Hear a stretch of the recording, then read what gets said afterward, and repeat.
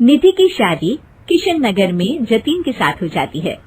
उसकी 2 सास थी, एक तो उसकी सास और एक उसकी दादी सास। निधि स्वभाव में बड़ी ही चंचल स्वभाव की थी और ये बात उसकी सास को बिल्कुल पसंद नहीं थी। एक दिन निधि हेडफोन लगाकर गाने सुन रही होती है और नाच रही होती है। तभी उसकी सास वहाँ आ जाती है। It's the time to disco, कौन मिले देख किसको, It's the time to disco। निधि जैसे ही मुड़ती है, उसकी सास वहाँ खड़ी होती है। वो अपनी सास को देखकर नाचना बंद कर देती है। मम्मी जी, मैं ना बस थोड़ा। नहीं नहीं बहू, और नाचो, पूरे दिन रात एक कर दो प्रैक्टिस में। क्या है ना, तुम्हें तो डांस इंडिया डांस में जाना है ना। Dance India dance? नहीं नहीं मम्मी जी, वो तो मैं बस ऐसे ही। हाँ हाँ पता है, तुम ऐसे ही ठुमके मार रही हो, नाश्ता तो बना रही है अब तक। ओह बस मम्मी जी, मैं जा ही रही थी बनाने। तभी वहाँ निधि की दादी सास आ जाती है। अरे बहू, जरा मेरे कमरे में तो चल, तेरा चश्मा नहीं मिल रहा है। माँ जी, चश्मा मिलेगा भी कैसे, वो तो आपने अपने सर पर लगा रखा है। भूल गई थी मैं। सास वहाँ से चली जाती है और दादी सास निधि की तरफ देखकर मुस्कुराती है और आंख मारती है। अगले दिन निधि टीवी देख रही होती है। तभी वहाँ उसकी सास आती है और कहती है, बहू ये क्या, दिन भर टीवी के सामने अपनी आंखें खराब करती रहती है तू। मम्मी जी, वो कोई काम नहीं था तो मैंने सोचा कि टीवी ही देख लूं।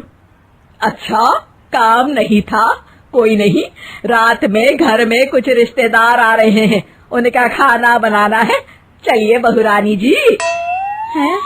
कितने लोग आ रहे हैं मम्मी जी? यही कोई 10-12 लोग होंगे। अभी से ही लग जाओ काम पर, समझी? उनकी खातिरदारी में कोई कमी नहीं रहनी चाहिए। सास वहाँ से चली जाती है। बाप रे, 10-12 लोग, इतने लोगों का खाना, इतना खाना तो एक साथ मैंने कभी नहीं बनाया। निधि रसोई में जाती है और सब्जी काटना शुरू करती है। सब्जी काटते हुए काफी वक्त बीत जाता है। तभी उसकी सास आती है। ये क्या, अभी तक सब्जी ही काट रही है?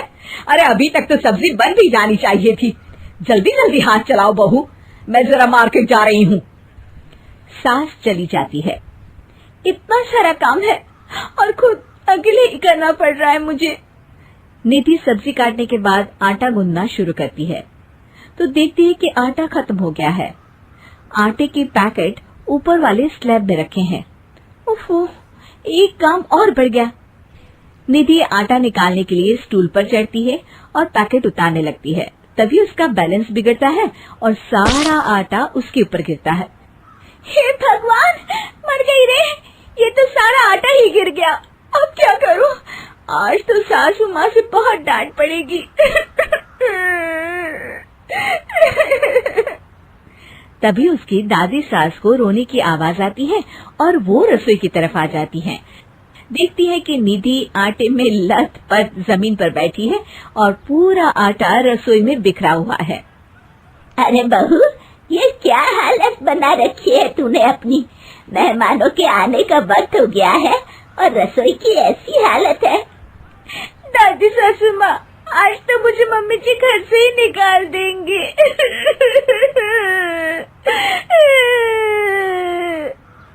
ओफो, रोना बंद भी करो और जल्दी से सफाई शुरू करो।